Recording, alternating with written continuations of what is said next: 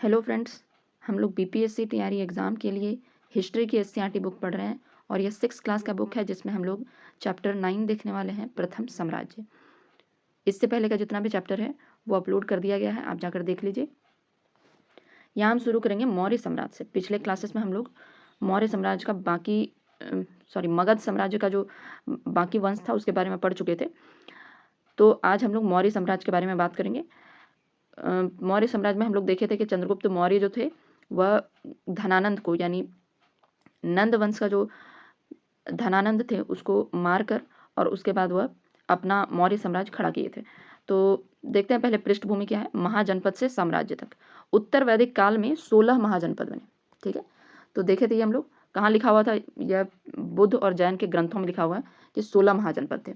धीरे धीरे ये मगध साम्राज्य के अधीन हो गए। तो जितने भी 16 महाजनपद थे, ठीक है, तो उसमें यह सब धीरे धीरे मगध के साम्राज्य बन गए। ठीक है, मतलब मगध के अधीन ही आ गए, सबको मगध ने जीत लिया। मगध ने अपना विस्तार दो तरीके से किया। पहला तो सैन्य विजय था, युद्ध करके क्षेत्र को जीता था। दूसरा था वैवाहिक संबंध, राज परिवारों के बीच विवाह करके दोस्ती का व अधिकार पाना। मतलब कि जैसे हम लोग देखे तो बिंबिसार ने लिच्छवी की राजकुमारी से शादी किया था, तो उस तरीके से शादी करके वैवाहिक संबंध बना के, दोस्त बना के, और उस क्षेत्र पर अधिकार कर लिया था। आगे देखते हैं मौर्य साम्राज्य की स्थापना। मौर्य वंश की स्थापना चंद्रगुप्त मौर्य ने की लगभग 2300 वर्ष पहले। ठीक है, आज से 2300 वर्ष पहले किया गया था। उसने नंद वंश को हराकर मगध पर अधिकार किया। तो नंद वंश का जो धनानंद था उसको उसने विजय प्राप्त करके और उसके बाद अपना मौर्य साम्राज्य स्थापित किया। चंद्रगुप्त का साम्राज्य उत्तर और मध्य भारत तक फैला हुआ था। तो यहाँ पर मान लीजिए कि ये मगध साम्राज्य है, तो उत्तर यानी कि कश्मीर की तरफ और मध्य भारत तक, यानी कि इधर मध्य प्रदेश आसपास इतना दूर तक फैला हुआ था। पश्चिमोत्तर में गांधार, कश्मीर, पश्चिम में सौराष्ट्र, दक्षिण कर्नाटक तक उसने विजय प्राप्त की। तो पश्चिमोत्तर में यानी कि यहाँ पर गांधार बोल सकते हैं, वहाँ तक, और उसके बाद पश्चिम में सौराष्ट्र यानी कि यहाँ पर गुजरात के आसपास, और दक्षिण में कर्नाटक तक उसने अपना जो विजय प्राप्त कर लिया था। ठीक है, चलिए बिंदुसार और अशोक के बारे में देखते हैं। तो बिंदुसार कौन था? बिंदुसार चंद्रगुप्त मौर्य का बेटा था और अशोक कौन था? बिंदुसार का बेटा था। ठीक है, तो यानी कि पहले चंद्रगुप्त मौर्य आते हैं, उसके बाद बिंदुसार और उसके बाद अशोक। ठीक है, चलिए चंद्रगुप्त के बाद उसका पुत्र बिंदुसार शासक बना। बिंदुसार के बाद उसका पुत्र अशोक शासक बना। तो अशोक का आपको याद रखना, बिंदुसार इतना इंपॉर्टेंट नहीं है। तो 273 ईसा पूर्व में सम्राट बना। अशोक की राजधानी क्या थी? पाटलिपुत्र थी, मतलब आज का जो पटना है वही उसकी राजधानी थी। साम्राज्य के नगर, तो अशोक के समय साम्राज्य बहुत ही विशाल था। महत्वपूर्ण कुछ कुछ नगर थे जो मतलब बहुत विशाल, जब शहर हो जाता है तो कोई साम्राज्य जब बहुत विशाल हो जाता है तो उसमें ज़्यादा शहर बनने लगते हैं। तो कौन कौन सा शहर था? सबसे पहला तो पाटलिपुत्रा। ठीक है, तो यह राजधानी थी। तक्षशिला उत्तर पश्चिम में मध्य एशिया जाने का मार्ग था। तक्षशिला क्या था? उत्तर पश्चिम में, इस तरफ था, मध्य एशिया जाने का रास्ता था वहाँ पर। उज्जैन उत्तर भारत से दक्षिण भारत जाने वाला क्षेत्र, यानी कि यहाँ पर तक उज्जैन था, यहाँ से उत्तर भारत से दक्षिण भारत जाने का वाला मार्ग था। नगरों में व्यापारी, शिकारी, अधिकारी और शिल्पकार रहते थे। ये सब लोग नगर में रहते थे। ठीक है, तो यहाँ पर आपको 2-3 जगह का नाम याद रखना है। पहला तो पाटलिपुत्र, तक्षशिला और उज्जैन। ठीक है, आगे देखिए विविधता क्या थी। तो साम्राज्य बड़ा होने से अलग अलग क्षेत्र के लोग रहते थे। बहुत बड़ा एरिया हो गया था तो सब तरह के लोग वहाँ पर रहते थे। उनके खान पान, पोशाक, भाषा, रीति रिवाज सब अलग थे। कलिंग युद्ध और परिवर्तन देखते हैं कि कलिंग युद्ध जब अशोक ने किया और उसके बाद उसका क्या परिवर्तन हुआ। तो अशोक ने अपने साम्राज्य में कलिंग यानी कि आज का जो उड़ीसा है उसमें उनका मतलब कि उसके साथ युद्ध हुआ था। ठीक है, लेकिन इस युद्ध में भारी जन हानि हुई।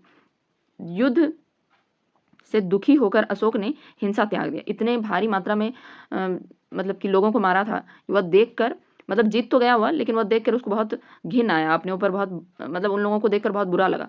तो इसके बाद उसने हिंसा को त्याग दिया, कल्याणकारी नीतियां अपनाई। ठीक है, धर्म, दया, न्याय, अहिंसा पर आधारित शासन किया। मतलब कलिंग युद्ध के बाद उसने धर्म को अपना लिया, दया, न्याय और हिंसा न करने की ठान ली थी। चलिए साम्राज्य की परिभाषा देखते हैं। जब कोई राज्य बहुत बड़ा हो जाता है तो उसे साम्राज्य कहते हैं। अशोक का साम्राज्य उस समय का सबसे बड़ा और शक्तिशाली साम्राज्य था। ठीक है, तो यह एक छोटा कॉर्नर में डब्बा में एक आपके बुक में दिया हुआ रहता है, तो उसी से यह बनाया गया है। चलिए आगे देखते हैं हम लोग मौर्य साम्राज्य, प्रशासन एवं अशोक के कल्याणकारी कार्य। क्या क्या मौर्य साम्राज्य में हो रहा था, अशोक ने क्या क्या कल्याणकारी कार्य किए, उनके प्रशासन कैसा था, ये हम लोग देखते हैं। सबसे पहले तो देख लेते हैं कि ये पढ़ना क्यों जरूरी है। अशोक एक बहुत बड़े साम्राज्य का सम्राट थे। इतना बड़ा राज्य अकेले चलाना मुश्किल होता है, इसलिए उन्होंने प्रशासन यानी कि राज्य चलाने के लिए व्यवस्थित तरीके को अच्छी तरह व्यवस्थित किया। मतलब कि एक व्यवस्थित तरीका जो होता है उसको उसके जरिए इतना बड़ा साम्राज्य चलाया। यह अध्याय बताता है कि शासन कैसे चलता है और अशोक ने प्रजा के लिए क्या क्या कल्याणकारी काम किए। तो बहुत बड़ा साम्राज्य था। ठीक है, इसमें यह देखना है कि किस तरीके से अशोक ने इतना बड़ा साम्राज्य चलाया और क्या क्या कल्याणकारी कार्य किए थे। उच्च अधिकारी और मंत्री, केंद्रीय प्रशासन। ठीक है, सबसे पहले तो बहुत सारे अधिकारी थे, जैसे राजा। सबसे पहले तो हो जाएगा राजा। राजा राज्य का सर्वोच्च था, अंतिम फैसला लेने वाला था। ठीक है, अमात्य कौन होता था, अमात्य को मंत्री भी कहते थे या उच्च पदाधिकारी। राज्य के महत्वपूर्ण कामों में राजा की सहायता करता था। ठीक है, अमात्य मतलब समझिए तो एक मंत्री के तरह जो राजा के जस्ट बाद आता है। पुरोहित कौन होता था, तो धार्मिक और तथा अनुष्ठान कार्यों में राजा का सहयोग देता था। तो ये सब लोग सहयोग देने वाले थे, अकेले राजा सब कुछ नहीं कर सकता था। कोषाध्यक्ष कौन होता था, राज्य के खजाने और धन की देखरेख करता था। समाहर्ता कौन होता था, राजस्व संग्रह करने वाला। ठीक है, समाहर्ता उसी को कहते हैं, कर इकट्ठा करने का काम करता है। संदेशवाहक और जासूस, तो संदेश पहुंचाते थे और साम्राज्य में अधिकारियों या घटनाओं पर नजर रखते थे। ठीक है, मतलब संदेशवाहक कौन होता था, एक जासूस टाइप का होता था जो सब जगह देखता था और जो भी उसको संदेश मिलता था वह बड़े अधिकारी तक पहुंचाता था। कर और आय का स्रोत क्या था, अशोक के टाइम में कर और आय का स्रोत क्या था। राज्य की मुख्य आय भूमि राजस्व यानी भूकर से आता था। ठीक है, यानी कृषि वाला जो कर होता है उससे आता था। आमतौर पर यह फसल के कुल उत्पादन का 1/6 या 1/4 हिस्सा लिया जाता था। ठीक है, ये जरूर याद रखना है कि 1/6 या 1/4 हिस्सा लिया जाता था।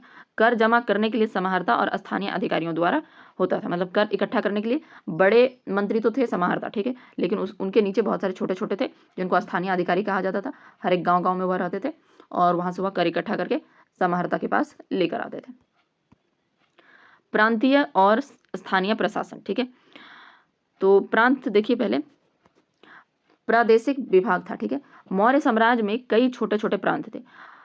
4 प्रमुख प्रांत, मगध, तक्षशिला, उज्जैन और स्वर्णागिरी। ठीक है, ये 4 प्रमुख प्रांत थे। प्रांतों की देखरेख अक्सर राजकुमार या राजा के नामित उच्च अधिकारी किया करते थे। या तो राजा का जो बेटा है यानी राजकुमार है वो लोग यहाँ पर देखरेख करेगा या कोई उच्च अधिकारी करेगा। ठीक है, तो सबसे बड़ा भाग जो था वह प्रांत था। ठीक है, उसके बाद अगला देखिए, प्रांत के बाद जिला था। ठीक है, यानी ये एक सेकंड, ये अगर प्रांत है तो प्रांत के अंदर जिला आएगा। ठीक है, जैसे पहले तो मगध साम्राज्य देख लीजिए, ये मगध साम्राज्य मान लीजिए। ठीक है, इसमें 4 प्रांत है, 4 प्रांत। ठीक है, इन प्रांतों के अंदर जिला है। ठीक है, प्रांत को जिलों में बांटा गया। जिला स्तर पर प्रशासनिक काम होते थे। तो इसमें प्रांत में बहुत सारे फिर जिला है। ठीक है, इस तरीके से जिला नहीं बनाएंगे, इस तरीके से जिला है। ठीक है, इसको किसी और कलर से बना देते या हम लोग बाद में समझते, एक और पहले पढ़ देते। उसके बाद देखिए लास्ट में क्या है, ग्राम है। ठीक है, गांव की देखरेख करते हैं ग्रामिक। ठीक है, गांव की देखरेख कौन करेगा, ग्रामिक। ठीक है, हर गांव में अधिकारियों का एक दल होता था जो लोगों तथा पशुओं का लेखा जोखा रखता था और कर इकट्ठा करके ऊपर भेजता था। ठीक है, इसको समझने के लिए मान लीजिए कि ये मगध साम्राज्य है और इसमें ये 4 प्रांत हैं। ठीक है, इन 4 प्रांतों के बाद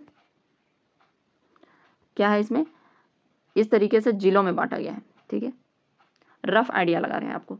उसके बाद इन जिलों को फिर गांव में बांट दिया गया है,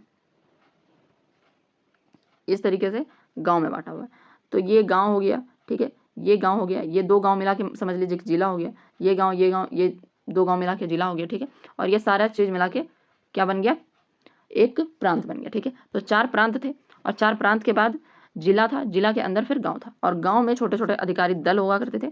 अधिकारियों का एक दल होता था जो लोगों तथा पशुओं की लेखा जोखा रखता था और कर इकट्ठा करके ऊपर भेजता था। जिला में भेजता था, जिला से फिर प्रांत में भेजा जाता था और प्रांत से फिर राजधानी में भेज दिया जाता था राजा के पास। आगे देखते हैं नगर। ठीक है, नगर का प्रशासन पंचायत परिषद और उसकी 6 समितियां संभालती थी। प्रत्येक समिति के अपने विभाग होते थे, जैसे नगर व्यवस्था, सुरक्षा, वाणिज्य आदि। ठीक है, तो ये तो गांव का हम लोग देख लिए थे, लेकिन शहर का कैसे प्रशासन चलता था? तो नगर का प्रशासन पंचायत या परिषद और उसकी 6 समितियां करती थी। मान लीजिए कि कोई नगर है, तो इसमें क्या होता था, एक परिषद या एक पंचायत होती थी और उसके अंदर 6 समितियां होती थी। ठीक है, अलग अलग काम के लिए 6 समितियां बनाई जाती थी और वही पूरा नगर का प्रशासन देखता था। न्याय व्यवस्था देखते हैं। तो न्याय व्यवस्था, साम्राज्य का सर्वोच्च न्यायाधीश जो होता था वह सम्राट होता था। ठीक है, सम्राट ही निर्णय लेता था कि अंत में क्या करना है। ठीक है, सबसे अंतिम उसी का निर्णय होता था। नगरों और गांव में अलग अलग न्यायालय होते थे। ठीक है, यानी कि छोटे स्तर पर नगर और गांव में भी न्यायालय होता था, लेकिन एक सबसे ऊपर जो होता था वह राजा होता था। जब कोई भी मान लीजिए छोटा मोटा मामला है, वह छोटा मोटा मामला ग्राम पंचायत द्वारा सुलझा दिया जाता था। यदि किसी निचली अदालत का निर्णय से कोई असंतोष है तो वह ऊपर की अदालत में अपील कर सकता है, जो कि आज भी हमारे यहाँ चलता है। सम्राट चाहते थे कि न्यायाधीश अपने फैसले में उदारता और दया दिखाए, दंड देने में कठोरता से बचे जहां भी संभव हो। ठीक है, जहां भी संभव हो वहां बहुत ज्यादा कठोर दंड ना दे। आगे देखिए, अशोक के कल्याणकारी प्रजा हित उपाय। ठीक है, रोजमर्रा की जरूरतें जो होती थी उसके हिसाब से अशोक ने शासन को अधिक मानवीय और लोक हितैषी बनाने के लिए कई काम किए। कुछ प्रमुख काम जो है, सबसे पहले देखिए, लोक हित में जारी कुछ काम किया था, जैसे चिकित्सालय खोला। ठीक है, मनुष्य और पशुओं के लिए गरीबों को मुफ्त इलाज और औषधि। ठीक है, जो आज भी हमारे यहाँ होता है। सड़क के किनारे पेड़ लगाए गए, यात्रियों और जानवरों को छाया मिल सके उसके लिए सड़क के किनारे क्या लगाया गया, तो सड़क के किनारे पेड़ लगाए गए। कुएं, जल, यात्रियों के लिए पानी का प्रबंध। उसके बाद जगह जगह सुरक्षा और सुविधाएं, ताकि व्यापारी और आम जनता सुरक्षित रह सके। ये उपाय लोगों की रोजमर्रा की जिंदगी को आसान करने के लिए था। सिर्फ युद्ध और कर तक सीमित शासन नहीं था। मतलब ऐसे राजा नहीं थे जो कि केवल युद्ध करते थे और कर इकट्ठा करते थे, वह लोगों के बारे में भी सोचते थे। चलिए, कलिंग युद्ध और उसका क्या प्रभाव पड़ा, उनके अशोक के मनोविकास कैसे हुआ, उनके मन पर क्या असर पड़ा, ये देखते हैं। कलिंग आज का उड़ीसा जो क्षेत्र है पर अशोक ने आक्रमण किया, भारी युद्ध हुआ। ठीक है, युद्ध में हजारों सैनिक और नागरिक मारे गए, कई लोग बेसहारा हो गए। इस युद्ध से अशोक जो था वह बहुत दुखी हुआ। उसने युद्ध के विनाश को देख और हिंसा का विरोध करना शुरू कर दिया। मतलब उसने जो युद्ध में जो विनाश देखा उसके बाद उसने हिंसा का विरोध करना शुरू कर दिया। इसके बाद अशोक ने हिंसा का त्याग किया और धर्म, हिंसा व दया पर जोर देने लगा। ठीक है, उसने अपनी बातें चट्टानों और स्तंभों पर खुदवा कर लिखवाई ताकि सभी लोगों तक संदेश पहुंच सके। ठीक है, वह जो भी अच्छी चीजें वह मतलब कि कलिंग युद्ध के बाद जब उसका मन परिवर्तन हुआ तो उसके बाद जो भी अच्छी बातें उसको लिखना होता था वह चट्टान और स्तंभ पर लिखवा देता था ताकि सभी लोग पढ़ सके उसको। चलिए, अशोक के शिलालेख के बारे में देखते हैं, वह उसमें क्या क्या बोला गया है जो वह चट्टानों पर और पत्थरों पर लिखवाते थे। अशोक ने कई स्थानों पर पत्थर पर अपने विचार खुदवाए। ठीक है, इन्हें अशोक के शिलालेख कहते हैं। अशोक का शिलालेख उसी को कहते हैं जो पत्थरों पर वह कुछ कुछ विचार लिखवाता था। इसका एक अंश में कहा है, राजा बनने के 8 साल बाद मैंने कलिंग युद्ध जीता है। ये उसके पत्थर पे जो शिलालेख में लिखवाया गया। ठीक है, राजा बनने के 8 साल बाद उसने क्या किया, तो कलिंग युद्ध जीत लिया, पर इससे मुझे बहुत दुख हुआ। लाखों लोग मारे गए या बेघर हुए, ब्राह्मण भिक्षु भी मारे गए, मैं दुखी हुआ। अब मैंने धर्म अपनाया और दूसरों को भी यही सिखाया, धर्म से जीतना युद्ध से जीतने से बेहतर है। मतलब कि वह धर्म का रास्ता अपना लिया और उसने यह सीखा कि धर्म से लोगों का मन जीतना युद्ध से जीतने से ज़्यादा बेहतर है। शिलालेखों का उद्देश्य था कि लोगों तक दया, अहिंसा, सत्य और नैतिक आचरण पहुंचाया जा सके। आगे देखिए, मौर्य प्रशासन की विशेषता क्या क्या थी। व्यवस्थित केंद्रीय प्रशासन और स्थानीय पता नहीं यहाँ पर कुछ शायद मिस्टेक हो गया है, मतलब कि स्थानीय लेवल पर भी वहाँ पर क्या होता था कि प्रशासन चलाया जाता था और ऊपर की तरफ फिर बढ़ाया जाता था। ठीक है, मतलब छोटे छोटे अधिकारी होते थे वो अपना काम करते थे और उसके बाद फिर बड़े अधिकारी तक उसको पहुँचाया जाता था। तो एक तरह से व्यवस्थित तरीके से केंद्रीय प्रशासन था। ठीक है, मतलब सब कुछ केंद्र की तरफ आकर्षित करता था। कर संग्रह की स्पष्ट व्यवस्था थी कि छोटे छोटे अधिकारी गांव में होंगे जो लोगों पर ध्यान रखेंगे, पशुओं पर ध्यान रखेंगे और उसके बाद वहाँ से इकट्ठा करके जिला में भेजेंगे, जिला से फिर प्रांत में और प्रांत से फिर केंद्र के पास जाएगा। ठीक है। न्याय में अपील की व्यवस्था और दया की प्रोत्साहन था। ठीक है। मतलब कि न्याय अगर कोई करेगा तो वह थोड़ा दया दिखाएगा दंड देने में, और अगर कोई संतुष्ट नहीं है तो ऊपर की अदालतों में अपील कर सकता है। साम्राज्य में विविधता, विभिन्न क्षेत्रों के खान पान और पोशाक अलग अलग, चूंकि बहुत बड़ा साम्राज्य था तो विविधता भी थी वहाँ पर। अशोक ने शासन में लोक हितैषी बनाया, शासन को लोक हितैषी बनाया, यानी चिकित्सालय, पेड़ पौधा, कुएं, ये सब हम लोग देख चुके हैं। कलिंग युद्ध के बाद अहिंसा और धर्म का प्रचार पर जोर दिया। आगे देखते हैं अशोक का धम्म यानी धर्म क्या था। ठीक है। तो धम्म का अर्थ है, संस्कृत शब्द धर्म का प्राकृत रूप है। ठीक है। यानी कि धम्म कुछ दूसरा शब्द नहीं है, धर्म का ही प्राकृत रूप है धम्म। यह कोई नया धर्म नहीं था। इसमें न तो देवी देवता, न यज्ञ, न उपवास, न पूजा की बात की थी। यह एक नैतिक आचार संहिता थी जिसमें मनुष्यों को शांतिपूर्ण, सदाचारी और दयालु बनाने वाली बातें थी। मतलब इसमें कोई देवी देवता, पूजा पाठ का बात नहीं हो रहा था। ठीक है। ये एक ऐसा धर्म था जिसमें कि मनुष्यों को एक नैतिक रूप से क्या आचार संहिता पालन करना चाहिए, क्या नियम कानून पालन करना चाहिए, लोगों को शांतिपूर्वक रहना चाहिए, सदाचारी होना चाहिए, दयालु बनना चाहिए, इस तरह की अच्छी बातें सिखाई जाती थी। अशोक पर महात्मा बुद्ध के उपदेशों का गहरा प्रभाव था। आगे हम लोग धर्म की मुख्य विशेषताएं देखते हैं। तो पहली विशेषता है सभी धर्मों का आदर। ठीक है। सभी धर्मों का आदर करना। समाज में कई धर्मों के लोग रहते थे। ठीक है। पहला विशेषता यही था कि सभी धर्मों का आदर करना है। ठीक है। तो साम्राज्य में क्या था, कई धर्मों के लोग रहते थे। अशोक चाहता था सब आपस में मिलकर रहे। अपने धर्म की प्रशंसा करना और दूसरे की निंदा करना अशोक के अनुसार गलत था। मतलब अपना अपना धर्म का पालन कीजिए, ठीक है, पर बहुत ज़्यादा प्रशंसा करना या दूसरे की निंदा करना, दूसरे धर्म की, जो कि आजकल होता है, वह अशोक नहीं चाहते थे। दूसरे धर्म की अच्छी बातों को समझना और आदर करना। ठीक है। अगर कोई दूसरा धर्म है तो उसमें भी क्या क्या अच्छी बातें हैं उसको समझना और आदर करना। दूसरा विशेषता क्या है, नैतिक जीवन और सदाचार। बड़ों का आदर करना, उनकी आज्ञा का पालन करना। छोटों और अधीन लोगों, जैसे कि जो आपके गुलाम, मजदूर जो भी है, उनके साथ विनम्र व्यवहार करना। जीव जंतुओं के साथ दया और संयम रखना। दान, विशेषकर ब्राह्मण और भिक्षुओं को दान देना। अहिंसा पर जोर दिया गया। ठीक है, कि हिंसा नहीं करना है। तीसरा देखते हैं, तीसरी क्या विशेषता थी, धार्मिक संस्कारों पर दृष्टिकोण। विवाह, जन्म, बीमारी, यात्रा पर संस्कार करना सही है, लेकिन उससे बड़ा लाभ नहीं मिलता। वास्तविक पुण्य तब मिलता है दयालु व्यवहार, दान और अहिंसा से मिलता है। मतलब हम लोग जितना भी विवाह में किसी का जन्म होता है तो उसमें जो मतलब बहुत सारे खर्चे कर देते हैं संस्कार करने के चक्कर में, लेकिन वह उतना, मतलब ठीक है कर सकते हैं, लेकिन वह उतना उससे लाभ नहीं मिलता है जितना कि वास्तविक पुण्य किससे मिलता है। तो जब आप दयालु व्यवहार रखते हैं, लोगों को दान देते हैं और किसी की मदद करते हैं, इस तरह के भाव से ज़्यादा लाभ मिलता है। ऐसा अशोक का जो धर्म था उसकी विशेषता थी।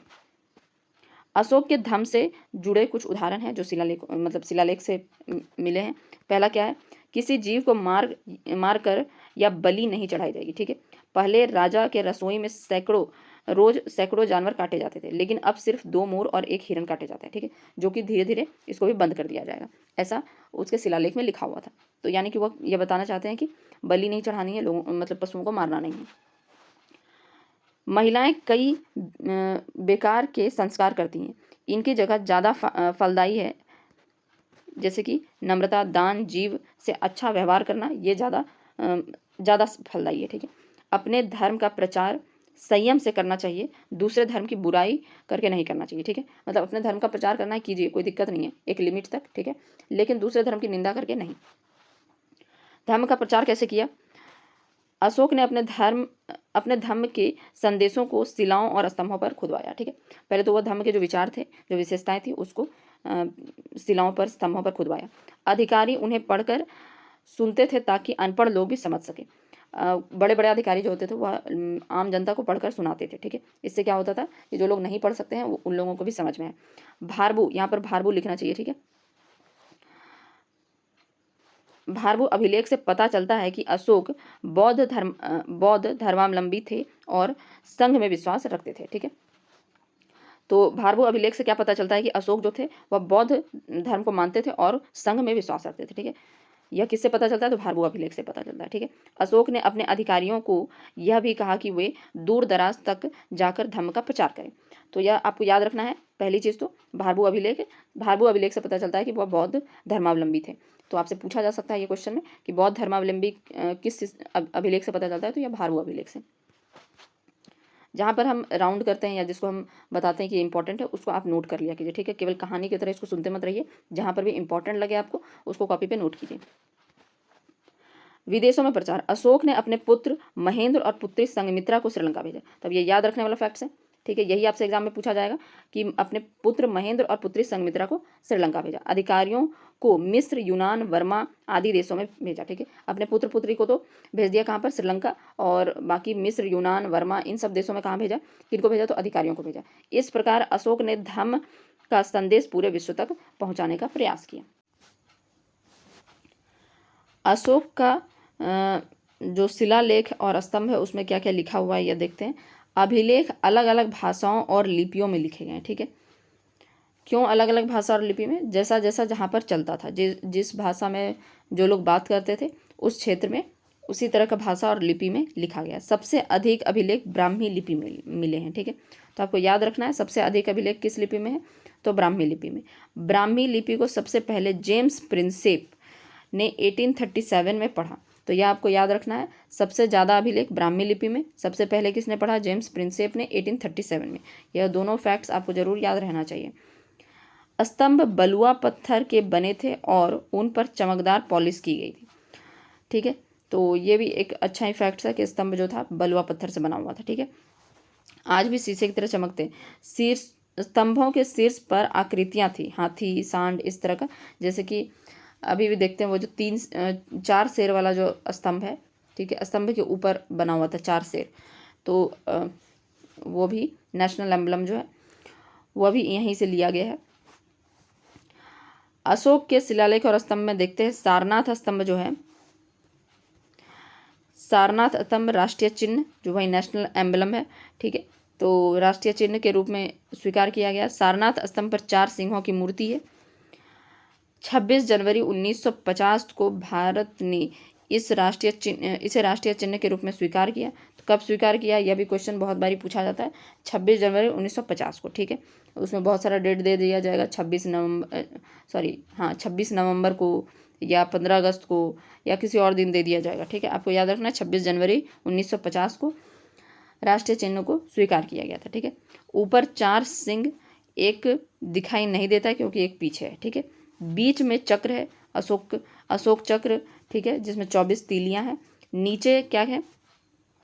तो हाथी, घोड़ा, सांड और सिंह है, ठीक है। नीचे जो है बना हुआ है और जिस पे यहाँ पर तो सिंह है, ठीक है। तो ये नीचे जो है हाथी, घोड़ा, सिंह और सांड है। तो ये चारों याद रखना है आपको। 24 तीलियां है और उसके अशोक चक्र, 24 तीलियां, हाथी, घोड़ा, सिंह और सांड है।